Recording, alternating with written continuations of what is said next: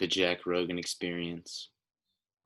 3, 2, 1. And we're live. Welcome to the podcast. My name is Caleb Strong. I'm a Federalist. I graduated from the prestigious University of Harvard. I attended 2 constitutional conventions. I was a U.S. Senator representing Massachusetts and later became a governor as well. I'm with my Antifederalist colleague, Richard Henry Lee. Richard, why don't you tell the listeners a little bit about yourself? Of course, Caleb. Hello, everybody. My name's Richard, and I'm an Anti-Federalist. And one of the main reasons that you listening have some of the rights that you have today.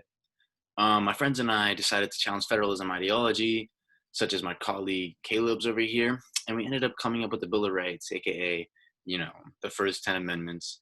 So you can thank me for that. I grew up in a family of wealthy planters with my 10 siblings, and I attended Queen Elizabeth Grammar School. And I made Lee's resolution, and I'm a big part of the creation of the Committees of Correspondence. Anyway, let's get to it, Caleb.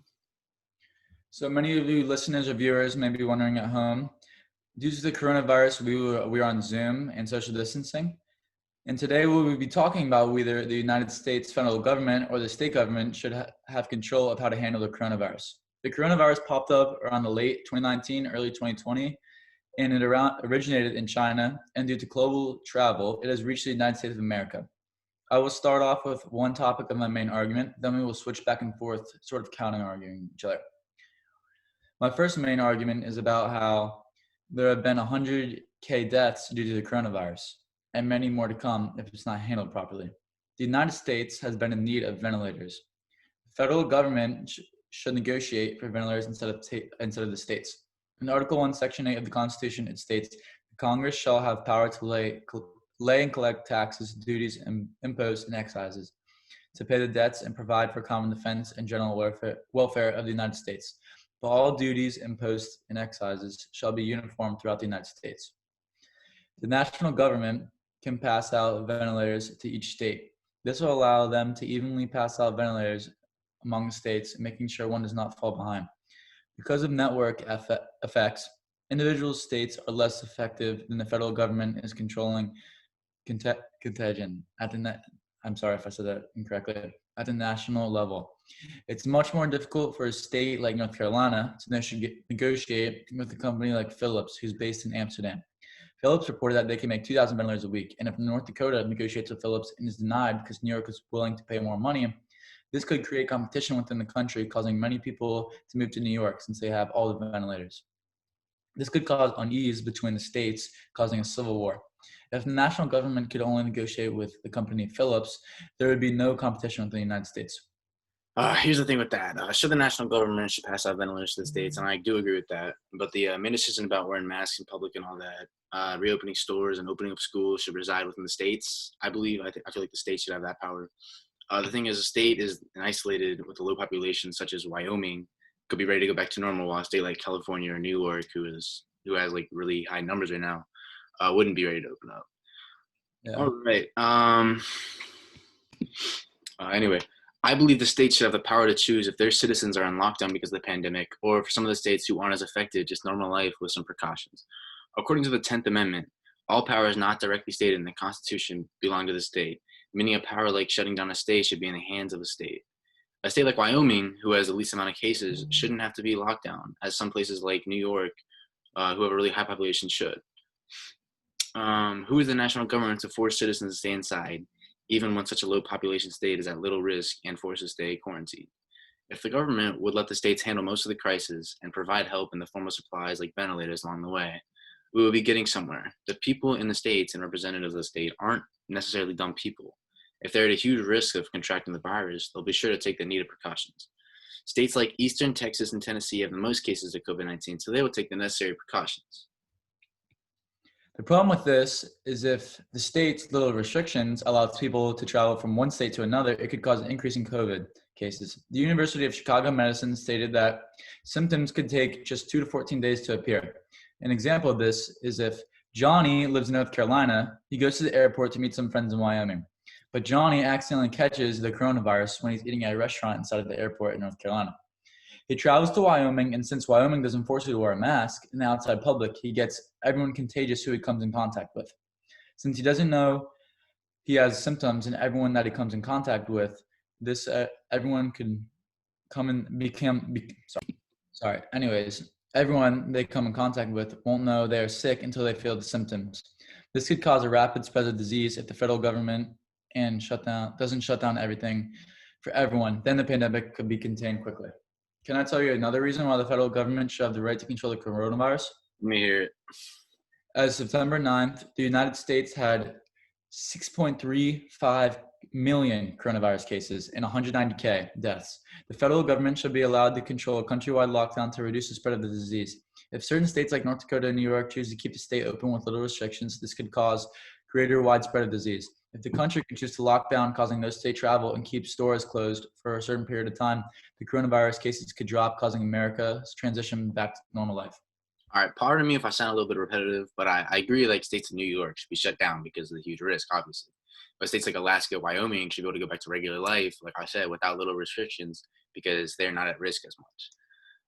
I believe some states should have a quarantine ban where you have to quarantine for 2 weeks before being permitted to leave the state or enter a different state. The government isn't fighting the coronavirus. It's the people who live in the states who are mainly fighting this disease that is sweeping out and killing many people. Think about this. According to the New York Times, in Wyoming, there are only 34 cases per day this past week. And so that's a low amount, considering in New York there are over 550 cases on average per day.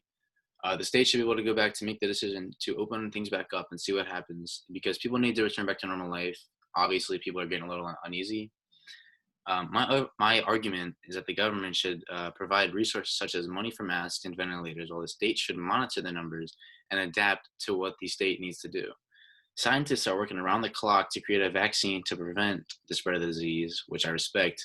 But flight and travel should be limited and in some areas prohibited.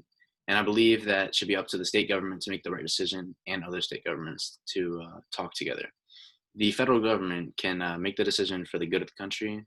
Although Wyoming has only 34 cases per day, that number could increase if the state tries to decrease regulations. According to the Washington Post, Florida has gained because of the coronavirus outbreaks, and infections among school-age children have jumped to 34%. Yeah, I understand. I understand that the states want their own freedom, but here's another reason why I think that the federal government should have a chance to do this. Countries should have the power to control the schools nationwide during the coronavirus. As you may know, the school year is coming around this time of year, and the American Academy of Pediatrics and the Children's Hospital Association reported at least 338,000 U.S. children had tested positive through July 30th of the coronavirus. The New York Times reported that means that there are more than a quarter of those cases had come up positive in the second half of July alone. The federal government should have the power to postpone, delay, or do remote learning during the school year to allow students to make sure they don't fall behind if they get the coronavirus.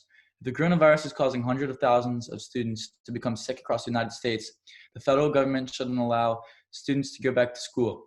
If the federal government had the power to stop schools from opening nationwide, this could cause a stop of the spread of the disease and allow life to return back to normal. The ultimate goal of this is to just try to have no kid fall behind. Which I do respect, and I do believe. And the states where the virus isn't as prominent, parents and teachers should have the choice to be going fully remote classes online, which I personally believe that's what we should do is go fully remote. But classes, you can go in class with schools and masks and hand sanitizer readily available and 6 feet apart. If you're one of the kids going to school, your temperature should be checked daily. My point is some students are really struggling with trying to keep up with remote learning because it's a little bit different and harder for some people. And sitting in front of the computer for such a long time during the day is kind of a struggle for some people. I feel like the government wants to combine all the states together and look at them as one whole thing, which is not fair because it's not fit for a time in history like now. Putting states in like Wyoming and Texas together is not fair during this because both states have very different situations going on in their respective states. State legislator is way more fit for making decisions on the state's behalf compared to the federal government. How can one central government possibly look at each of the 50 states individually? The federal government has a lot already on its plate to deal with, but the governments and the states only have to worry about their own state and making them better in every way they can. I feel like they're way better fit to decide if students should go back to school or people should be inside or people should be able to go to restaurants or whatever. Yeah, well, the federal government job is to care for the people. And if you don't let the federal government do its job, then there's no point of having one.